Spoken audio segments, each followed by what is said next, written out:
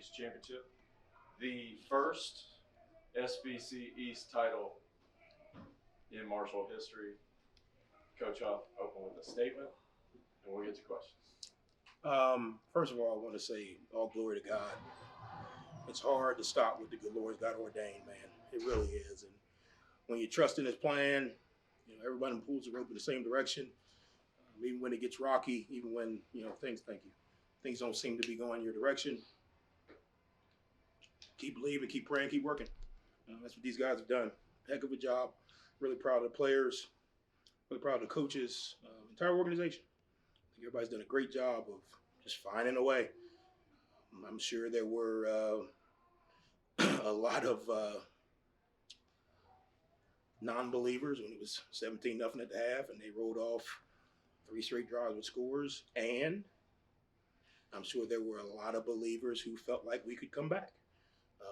And those are the same people that have supported us all year. Those are the same people that make it possible for us to do what we do. It matters. Your voice is not unheard. Sometimes it just doesn't. It's not as loud as some of the others, but I know there were a lot of people pulling for the herd tonight. I know there were a lot of people praying. This one's for Steve Ellis, Bob Pruitt, Marshall Reynolds, Mark George, Randy Dunphy, Trish Nash, Doc Bill. Just so many people that from the beginning have been true supporters. And it hasn't always been easy. And there's a lot more. Let me not, I feel bad naming some because there's so many more. Jeff Perry, there's so many more. There's so many more. Mr. Hayden, Coach Dawson. There's so many more who have believed and stuck with us and supported even when it wasn't, their name in lights, or even when it wasn't benefiting them. This is for the Big Green members. This is for the bus drivers.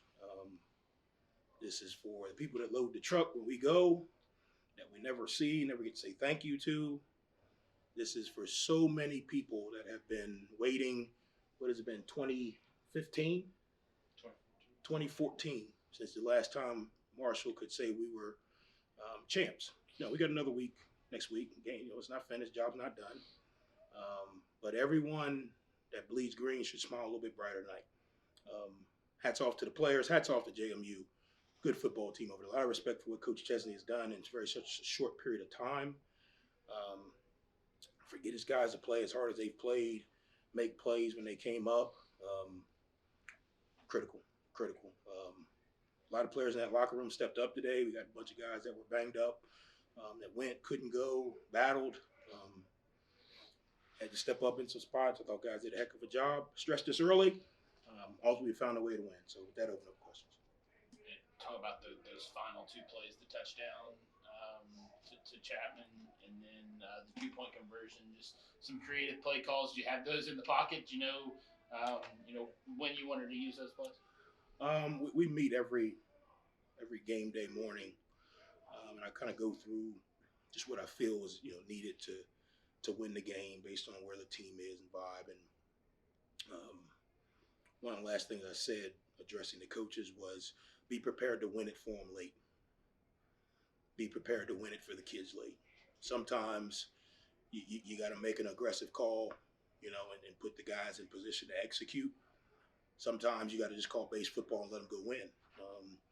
And I felt today if we could get it to the end of the game, obviously I didn't know it was overtime.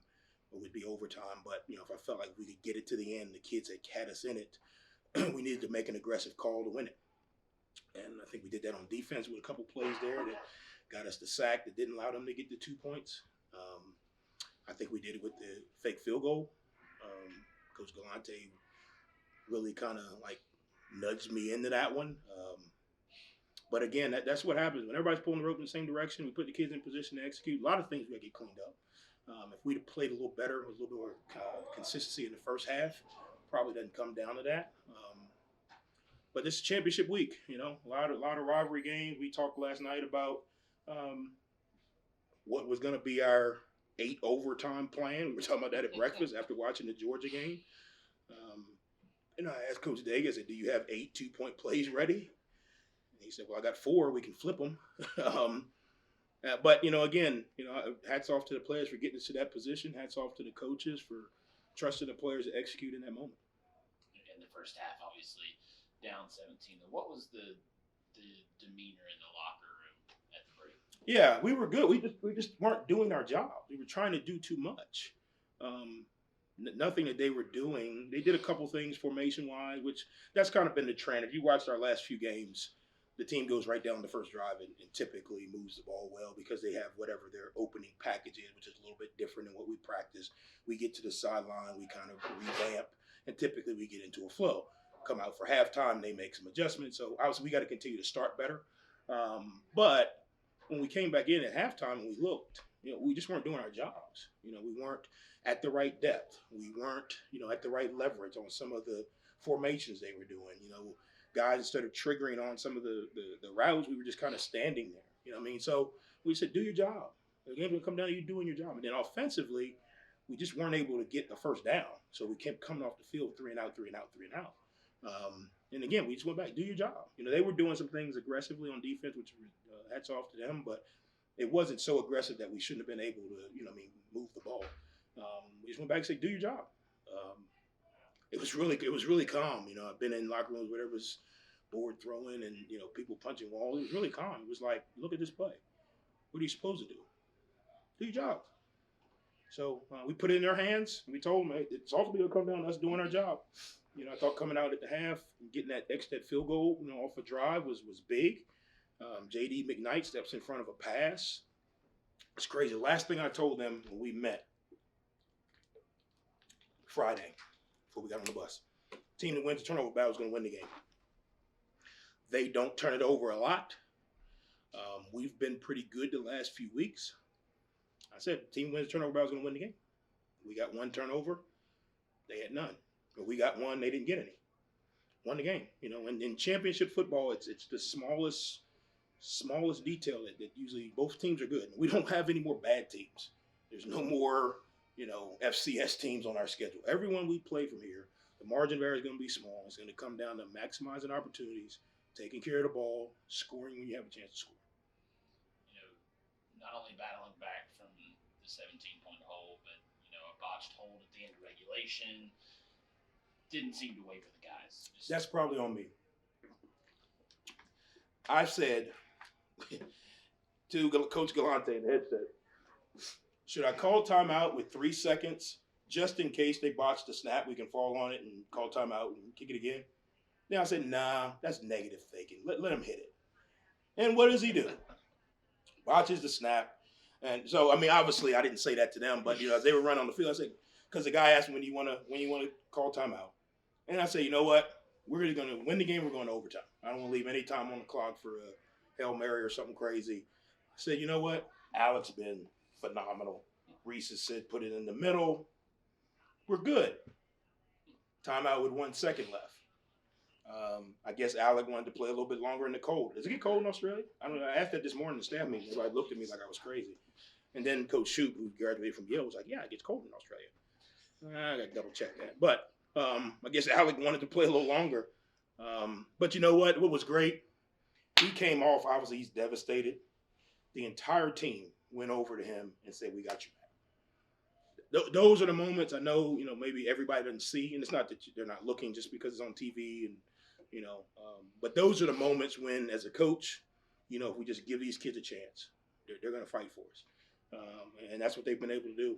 Last few weeks was at 6 games. November to remember, undefeated in November. A couple weeks ago, you guys told me we couldn't win on the road. We won 2 back-to-back games on the road. A couple weeks ago, you guys wanted to fire me.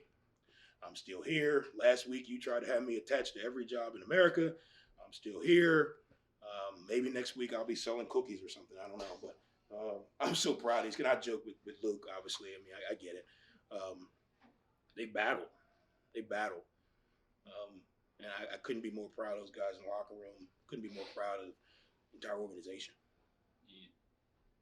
The talk all year has been get to when you're playing for a championship. Regardless of what happens next week, what does it say about the team that they've gotten to this point? They believed. And I told him in the locker room, obviously football is a mirror of life, and I try to. I said, I don't know what's going to happen for the rest of you. Oh, coach, what's going on? I'm like, guys, look, relax. I'm trying to give you a life lesson here. Like, I don't know what may happen for the rest of these guys' lives, right? This family is going to disperse, right? Ozzy's done playing football. Some of these guys don't have any football college eligibility left. What I was telling them in the locker room is regardless of where life takes you, when you commit to something holistically and you do everything to buy into what you're doing, irregardless of how it personally affects you, good things happen. You pour into your family, irregardless of whether you got to get up and change your kid's diaper at 2 a.m. and you're really, really tired. Good things happen. You pour into your wife. You make her feel like she's the queen, even when sometimes you're like, man, she's on my nerves. But you pour into it. You pour into your job, whatever your job is.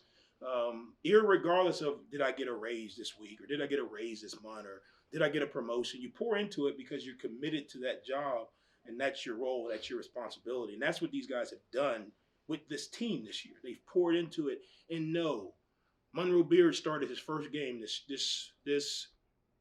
game. Monroe Beard transferred here with the mindset of I'm coming to play. And he's only played special teams. And it hasn't been fair or it hasn't been, maybe what he wanted. But he was ready to go today. Because every day he's bought into what we've asked him to do, irregardless of me running out there and being the starter. Richard stepped up today. Richard's been on the scout team for all season, and he's bought into what we're asking him to do. He's bought into, getting better. And when his number was called, he was ready. There's so many more guys that I could go down the line, that have bought. DeMarcus Harris. I mean, the guy came back. This is last year. He's trying to, extend his playing career. He hadn't caught a bunch of balls, but he had so much energy on special teams. He had so much energy running out there when he got his opportunity. Braylon Brown, is a guy who hasn't had a ton of opportunity. So there's just so many guys, and that's what I hope these guys understand. Like, football is a mirror of life. If you can just buy in to something holistically and wholeheartedly, and not worry about, am I going to get a promotion, or am I going to get a raise, or am I going to win Employee of the Month, or, is my wife going to acknowledge that I, made dinner or washed the dishes, or, like if you can do that, good things happen. Good things happen, and hopefully this season, and it's not over. I'm not giving a farewell, into the book story speech here, but I hope these guys are learning more than just winning games, and that's what I want to impact these guys with. More than just winning games. I hope I'm impacting these guys' life so that they're better in life because of being on this team and at this university. Everybody good? Awesome, guys. Appreciate everybody. I know some of you guys made the trek up. It's past Luke's bedtime. No, not Luke's bedtime, but it is definitely past Mark's bedtime. Hey, I was up late. I didn't say Mark Martin. I said Mark. Mark Twain. Go Hurts.